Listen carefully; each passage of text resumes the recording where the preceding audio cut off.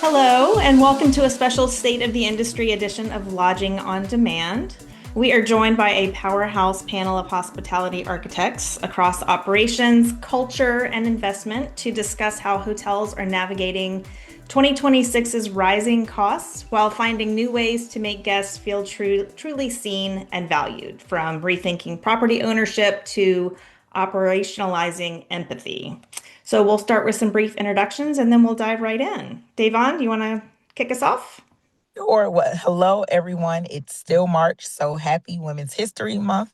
My name is Davonne Reaves. I'm the CEO and founder of Vesterr, which is a crowdfunding platform for commercial real estate where you can invest in commercial real estate as well as raise capital for commercial real estate, including hotels. And I'm also a hotel owner. Thank you, Jennifer, for allowing me to be here with you fabulous ladies. I'm excited for the conversation. Great. Kristie?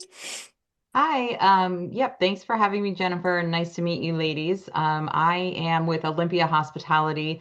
I'm now based in Portland, Maine, so way up the East Coast. I'm the VP of Operations, and we are up to about 43, 44 hotels. So I work with all of them, mixed between brands, but primarily independent. And most of my background is in the luxury segment actually was in Charleston for 20 years. So Jennifer and I were talking about some people that we know together. So as we know, Yes. smallest industry ever. So thank you for having me.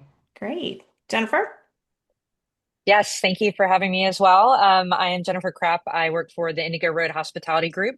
We're based out of Charleston, South Carolina. I started with the company 10 years ago when we had 9 restaurants. We're now up to 45 and heavily growing. We have 11 more this year and 11 more next year.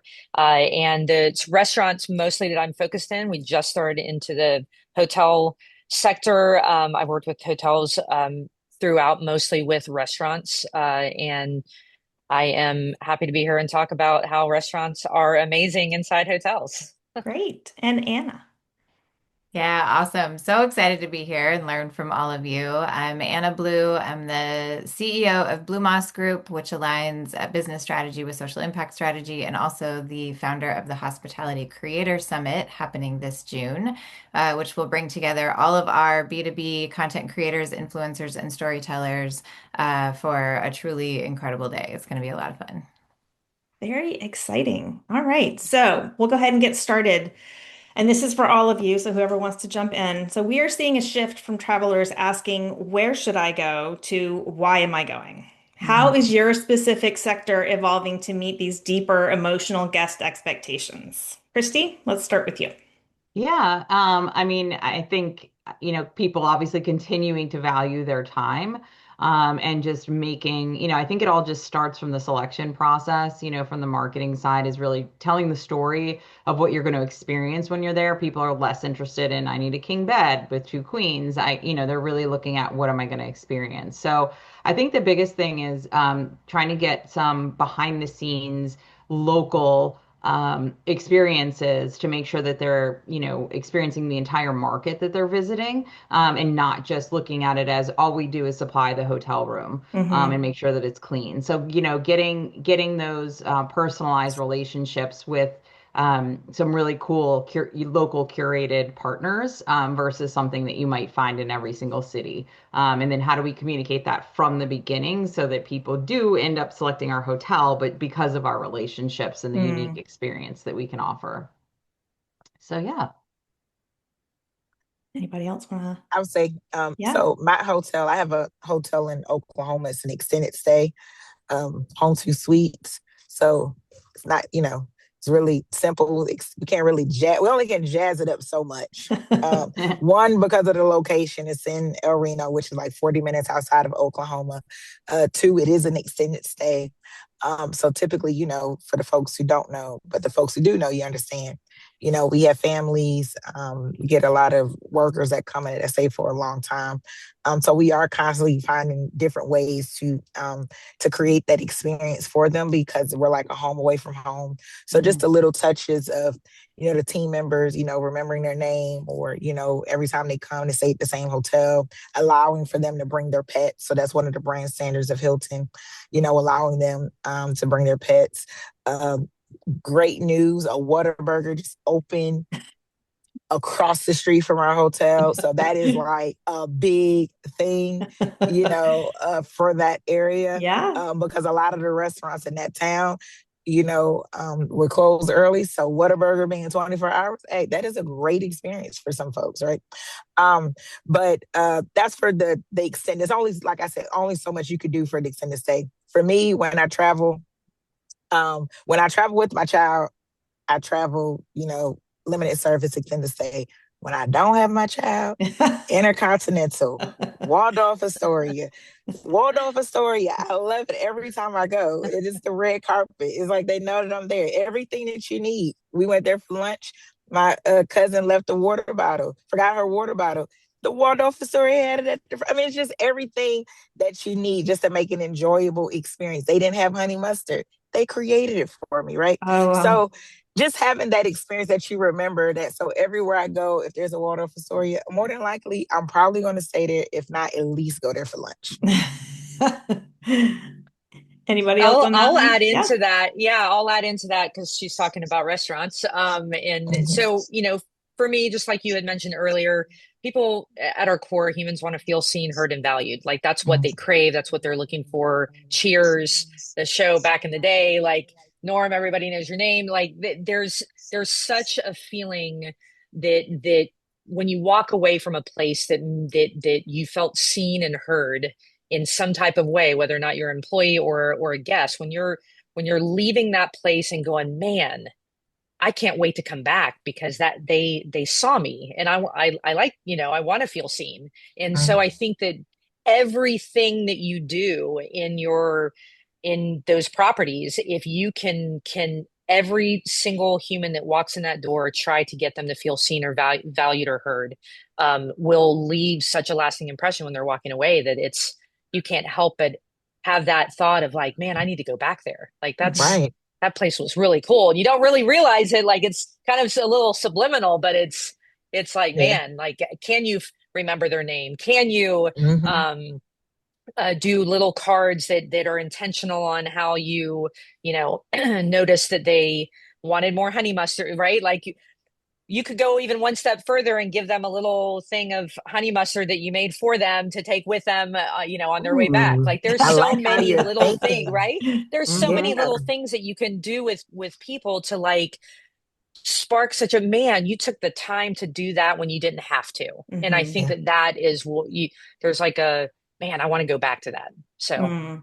that's my And I'll take that opinion. one step further to say not Yeah. only want to know that they were seen and valued and heard, but they actually want to know that so were the employees and the community. Mm-hmm. Yeah. Yep. Yep. Oh yeah. The recent data is over 75% of millennials and Gen Z support brands that have a social impact component. They want to know Yep. that where they are putting their money, some of that money is going to doing good, whether it's investing in the employees, it's investing in the community around them. It's thinking about who and how they're sourcing their vendors. It is just something that people want. We have moved into and like permanently into an era where you can make an impact with your consumer dollars on a daily basis with nearly every purchase. And so that is now baked into the psyche, especially of the younger generations who are traveling. So where we as an industry can talk about the good that we're doing, that's a huge marketing opportunity. Because when they're asking why, they're not just saying why for me, they're saying why for the world. Right. Mm-hmm. That's a great point. Yeah. So we're talking about ancillary revenue, since we're talking about restaurants, F&B, and ancillary revenue is the name of the game these days. It's everywhere. Yep. And so as you all are seeing revenue growth across your sectors, how Kristie, let's say, how are you evolving your total revenue strategy to capture more of the guest's wallet through lifestyle amenities like spa, retail, experiential, and then, obviously we mentioned F&B, so we can get back to that as well. Yes. Um, just, I think that, with the, again, suggestive and, knowledge of what can be done in the entire market. I know I kind of mentioned that before, but I think, with packaging that is unique, right? And a lot of people talk about packaging and they think of it as I'm going to get a discount. And the reality is most people, whether it's the younger, generations or luxury segments, they really want packaging to be, I want you to think for me and I want you to maximize my time at this location. Hmm. So in turn also like just not really thinking outside the box and thinking about how can I make this experience different, but also through selling. So I think again, the behind the scenes things, the local tips, the things that are exclusive, private dining experiences in hotels is a big one. And again, I think looking at people have the money, especially in the luxury segment, and younger Yeah. people tend to spend it as well because they're like, well, I'm not going to afford a house, so I'm going to spend this on myself. As we all know, that's kind of their mentality. So I think making the experience extra special, but by curating something that they would not be able to find out on their own, but in turn, keeping that revenue as much as you can in your hotel. Or if you don't offer that service, finding a partner and really trying to work with them exclusively of other brands that have a great reputation in that market as well. So maybe they end up looking at this fitness studio first because they have to go to the, whatever the hot one is in that city. And, if we're their preferred partner, then that's one way that we can drive that revenue in. So just like holistically looking at the full experience and I think people will 100% pay for convenience and pay for Hmm. Yeah. something that is special and different than what everyone else is doing so they can also talk about it, right? Or Yeah. take pictures of it and share it. So yeah. So, Kristie, when you were talking, I was thinking the same exact thing. People pay for convenience. For the longest, I've probably been like very frugal, and it didn't make any sense because I would waste more time being frugal. So I'm trying to save $5, but I end up spending 10. Yeah. That has changed since I have my little one because it's just him and I don't have that much time and I don't have that much patience. So I'm at a point where I will pay for convenience. Before, I probably won't do room service. Hey, you know what? I'm probably going to have to do room service because I just don't have the time. That's just, where I am. If they're saying, hey, I can grab this for you, it's just a fee. No problem. Me and DoorDash, we become best friends, right? Hmm. So, our my hotel in Oklahoma, I mean, I hate to say it's not a lot of restaurants and we don't have, room service, but at least we try to offer the amenities as far as you mentioned, for upsells or whatever we can do to create that experience to also make an additional revenue. We don't have any meeting space, right? Hmm. So we're kind of limited on that as far as the upsells, but what can we do as far as room upgrades? How creative can we be as far as to get people to stay and get people to stay for a longer term? So being creative with the market, right? Yeah. Hmm. Getting waivers or getting a license, a liquor license, so that way maybe you can start selling, selling Hmm. beer. Because a lot of the folks who work at our hotel, the majority of them are men. And a lot of times when they come home, they want beer. So Yeah. that's a missed opportunity by us not having beer, or having, maybe spruce up the food options or partnering with like, local restaurants to see how we can partner. And it was this one company, oh my gosh, is leaving me, that I have to tell y'all offline when it comes to me, where she works with hotels and other companies where she works with restaurants, and she, I guess, works with you all to package the meal. And it's kind of like but she works after hours, like when vending machines, they only offer like certain amount of food, and restaurants, they close at a certain. So she'll work with you all, work with the restaurants to help the guests, or a hotel like myself, with packaged food that's pretty good. That's not like your, Right. food options. Healthier.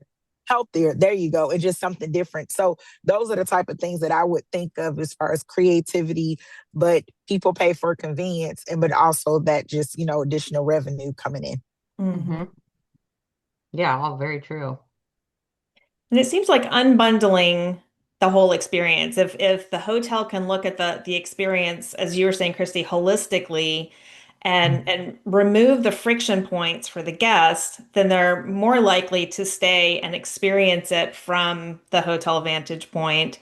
We've created these partnerships, we've created these pathways for you to enjoy this area, Yeah. through our lens, then it really does reduce that friction and just allow people to just come and unwind. Yeah. Davonne, you have modeled leadership really well for people to Oh, thank you. see how to get into investing and ownership.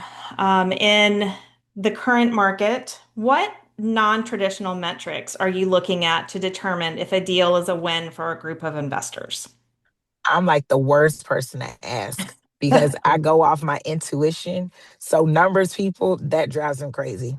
So I work with a good friend of mine. He's a numbers person. So we balance each other off. He goes on the numbers, I go off intuition. And I will say a lot of times I am right.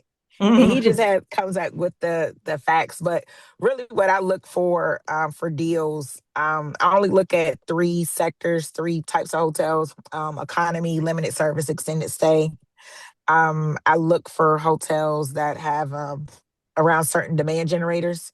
I'm not a full service person, so sorry for my foodies. Uh, because as an owner, it's just really not as profitable, right? The type of owner that I am, I'm not an institutional investor, so it just doesn't make sense for us. I love to patronize you all. Don't get me wrong, but as far as I take the money that come from owning, I just come to your restaurants, I come to your hotels. But so just looking at hotels that are near, different type of demand generators. Like I'm looking at deals now that are near the airport, near hospitals, um, you know, real safe and conservative. You know, I'm not going to go wild and crazy like, oh, this is like a new brand. Yep. Nope. That's not me. Tried and true. Yeah, if it's a new brand and you create it, because for one, we don't need another brand. It's like 100 different brands, right? And so people, when they come and tell me about their ideas, I'm like, I'm telling you, it's out there. You're not creating anything new. I promise you, you're not, right? You just haven't found it yet. And so what I just look for deals that are generating at least a 2x equity multiple, 15 to 20% IRR. I'm a big people person like Anna. So, we're gonna come in, we're gonna take care of those employees because I know what it's like working 24 hours. I know what it's like working overnight. I know what it's like, who owners who never worked in a hotel. So they scratch someone's job because it's a number. Like they don't know that person has a family, that person has a mortgage, that person literally gave up 20 years of their life for this company. But a person who's never worked in a hotel, to them is just a number. It's just a building. It's just an asset. And I think going back to your point, Anna, was changing the culture and really changing the new wave of retaining people is not just starting from the executive leadership, but also starting from an ownership standpoint as well. Because we have a lot of people who've never worked in a hotel, like ever in their life, and they don't want to, and they're not going to, because to them it's just an asset class. It's just another number. It's a tax write-off, right? So I'm really cognizant of that. So we had to let go of management company before because they didn't take care of the employees. We went into the back office and it was dingy and dirty, and I was sad walking in there. I'm like, so imagine if I just go in and look at it, then how do the employees feel when their back office is deplorable, and if it's no energy, it's no color, it's just boring, dry piece of toast, no jelly, a butter, you know what I mean? So that's what I look at from an ownership standpoint. How can we take care of the people? Because that will drive results. That will drive for me to get the investors' money back. When you take care of your employees will take care of you. Absolutely. Jennifer or Kristie, you have anything you want to add in on that, Anna? Okay. She's saying it all. She's saying all the good stuff. We love to hear it. How about on the operations or the F&B side? Is there anything different that you all are doing to be more attractive to investors? I think that as far as investors go, investors want to know that you know what you're doing, is what Hmm.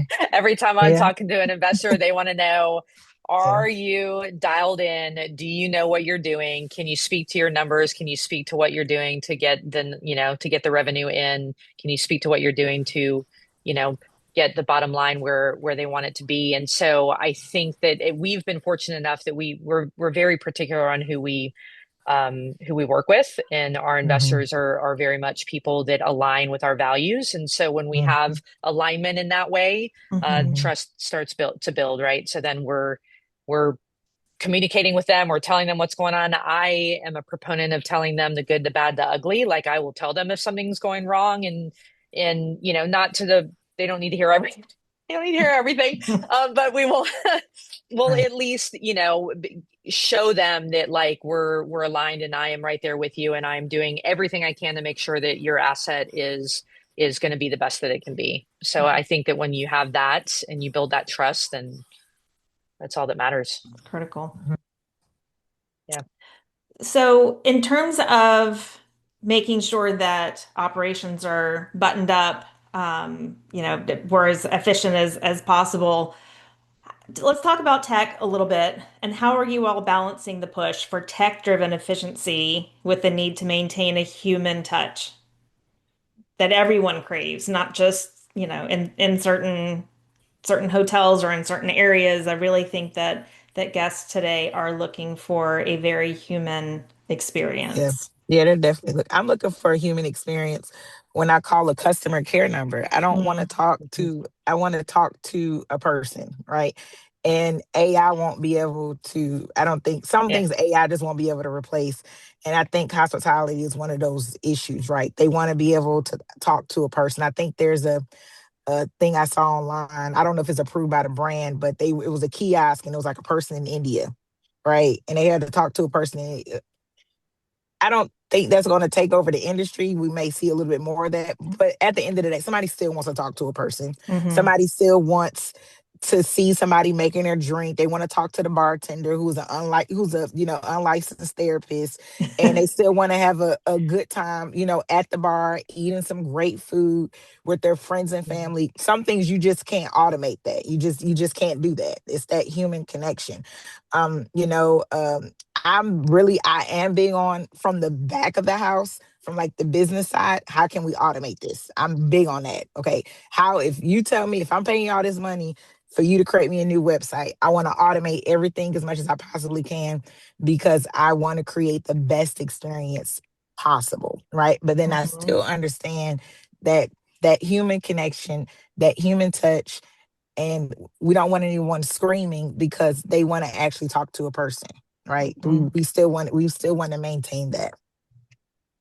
I agree. And if you look at the when you were talking about the back of house side, what came to mind for me is that we now have all of our lovely managers that want to use Chat GPT for all of their reporting. And so Oh they're yeah. putting in 5 words and spitting out, 2 pages worth of Chat GPT language, and they're sending it to me. And I'm looking at it and I'm like, I I still need the human brain. I still need you Right. thinking I and still need like you to actually edit. coming. Did you edit? Did you edit what chat Yes. said? Did you edit what Chat said? Which I call Chat GPT Becky. Sounds better. So like, did Becky tell you everything, or Thank you.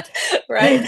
Um, but so I think that there is, this world of hospitality is never going. I mean, it's going to become stronger than ever with the more AI that gets brought into the world, right? And the more Right. AI that's happening everywhere else, hospitality is actually going to become, in my opinion, more successful and busier. And so, as you so eloquently put, when we're talking about the back end of things and automating things that take us, 5,000 minutes versus it takes Becky 1 minute to do something, or to have a system that can automate things but not automating the human experience. I mean, there's someone that keeps trying to sell us an automated that sounds like a real person, but you Mm-hmm. can still tell that it's a version of Becky. That if they're calling to make a reservation somewhere or get, that they're gonna call and answer and say, "Well, how may I assist you?" Great, and you can feed it language, but I still think that there's, something in me, at least, and maybe it's Right. because I'm older, but I want to have somebody that's actually thinking and curating something specifically for me and hearing the tone in my voice and hearing if I'm, there's just so much that I think that Right. and maybe it's right around the corner that it's going to end up, that uh, a robot of some kind can hear everything and help you over the phone, but nothing is ever going to replace what you Mhm. do face to face in an experience when you're walking through the door. People want to be greeted like it's you're coming into the home, right? Like you Yeah. want to be greeted and feel like you're being taken care of. Mm-hmm. I don't Mhm. think that's going away. I think I think too using some of the tech tools to make things just more efficient in the areas that are not as important that you need a human. So, for example, like and then also just like how time, how people are operating differently. Like electronic tipping is a huge one. So like in Mhm. hotels, whether it's in the guest rooms or at valet, I guess in a spa or restaurant, it's a little easier because they're kind of receiving an invoice there. But I think, when you look at having the technology that makes it so people can handle a situation how they prefer to, right? So like my husband and I joke, like when I go to hotels, like I would much rather text message the front desk and say, "Can you bring up 3 towels?" And he's gonna like get up and walk down there and ask them, or he's gonna call them, and I'm like, I literally talk to people all day long, but I also feel like it's more efficient for them because I'm like, so I think, having the options, and then if we can find some efficiencies in some of these electronic tools,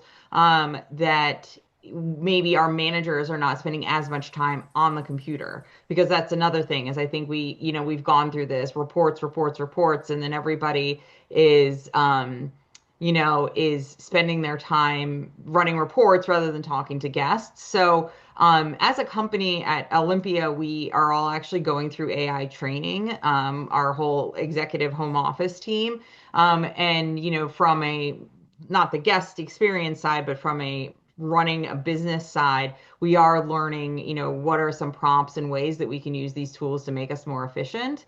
That those things don't necessarily impact the guest experience, but how are we using them rather than just, spitting out information, and how can they be used and like what's safe also. So trying to get some like parameters there. But I think having the tools so that people can choose how they want, their service Mm-hmm. and then finding the best ways to use AI and like as companies with the employee side, like how can we wrap our head around this and where is it safe to put our information or not or reports and things like that. Mm-hmm. But I've read some pieces that it's the once AI can kind of help us understand why something happened, like revenue management is actually where I spent my first 15 years of my career before operations. And, the piece that you miss is yes, a computer can run the analysis, but they can't tell you why. You Mhm. know, they can't tell you why do I, or the intuition that you talked about. Mm-hmm. They don't know Mhm. what's going on in Greenville, in Charleston, in DC, in these areas. But, if it can get to the level of explaining why they made the decisions that they did, I think that would definitely help. So yeah, I mean, kind of two sides of the coin. I'm going back and forth, but from the guest experience, I think there's some great things we can do. So Mhm. maybe you have one less person at the front desk, so you're saving there. Because more people are texting like me, and on vacation at least, and and then you're also offering the guests the two options. So I think that, you don't want people to have to think when they're on vacation. Mm-hmm. I was Yeah. recently at Agreed. an AI conference, and what I will say is everything that we're talking about it already exists. It doesn't exist in our industry yet, but intuitive AI that can sound exactly like a person, that can respond to you exactly like a person, video avatars that look just like you, and can create content without you feeding it a script or doing anything. It's all happening. Uh, Mhm. I think there's a huge opportunity, and I'm actually both surprised and disappointed that the industry hasn't jumped on it as much as they could in in how we take care of people who work in hotels and support them using AI. They have some really interesting programs with onboarding and training. So if I'm at the front desk and I'm 2 weeks in and I've absorbed as much as I can, and there's a guest standing in front of me with a question that I've never had to answer before, using AI to get that answer, to get it immediately instead of having to wait for a manager to stop what they're doing in another part of the hotel to come over and help me. I mean, there's just a lot of ways for training and onboarding and information sharing and constant learning. Instead of learning and development being this thing you do on the side, it can be absolutely a part of what's accessible to you every step of the way. And I do know a couple of hotels that have implemented some AI pilots around that, but I think there's a really big opportunity to use tech to better support, onboard, and train. I mean, we are an industry that has a massively high turnover rate. So Hmm. they're constantly new. They're constantly new in hotels. And so being able to add that layer of support, because managers are tapped. They're dealing with, multiple departments and things at one time. And Hmm. I think there's just that will make things better for the guests, better for the employee experience, ultimately better for your bottom line and your online reviews and all of that. So I think there's a huge opportunity there that's not being tapped yet. Hmm. Okay. Let's move over to the F&B side for a minute. With travelers seeking both adventure and comfort, how are restaurant concepts developed to be curated yet grounded?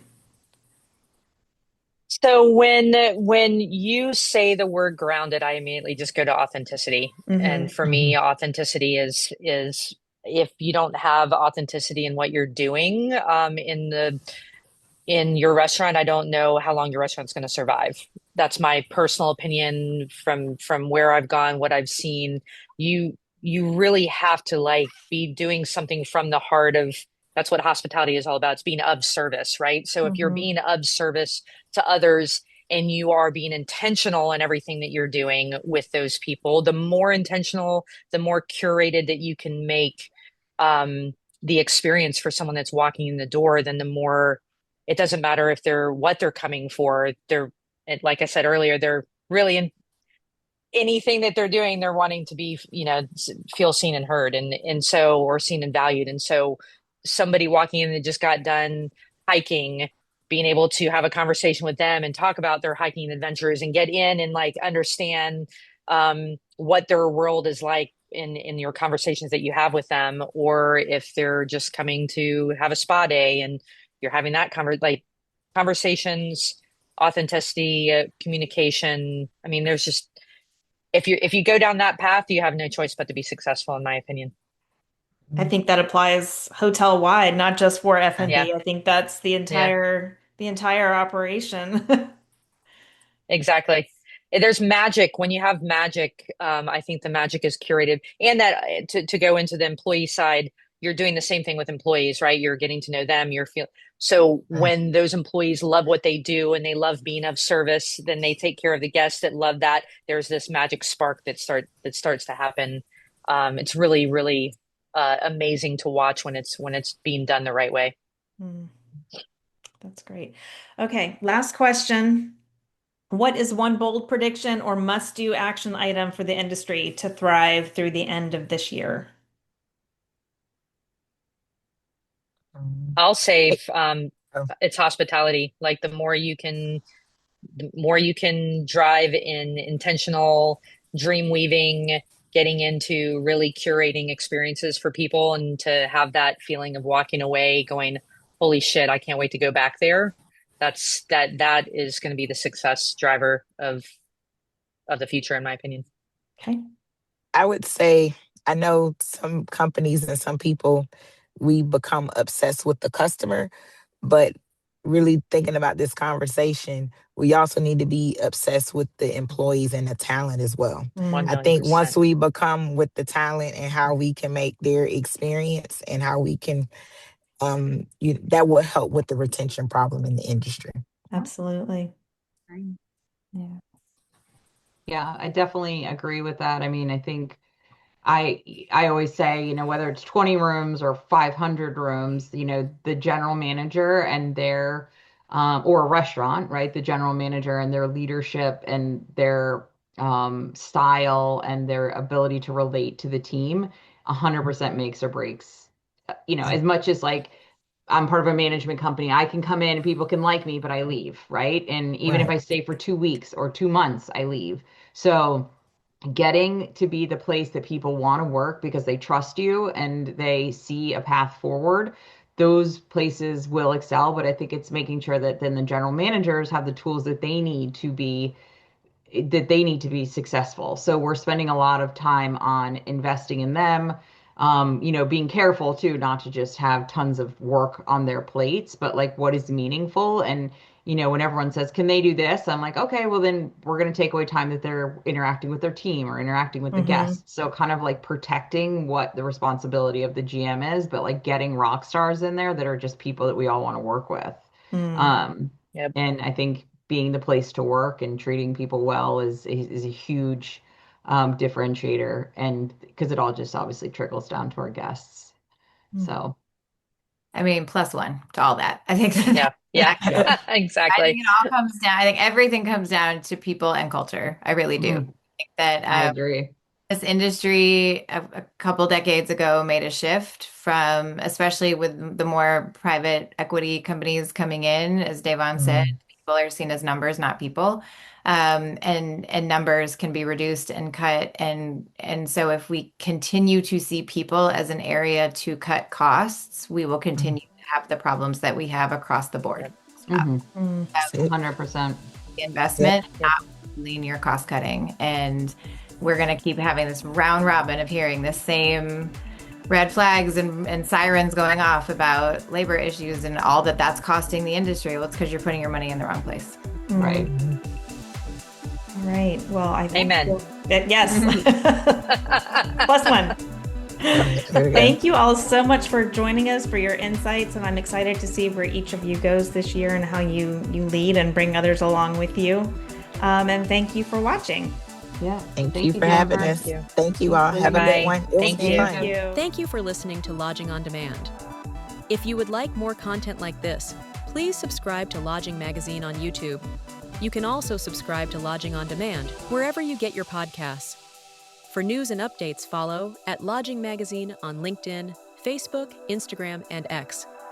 Or visit us at lodgingmagazine.com.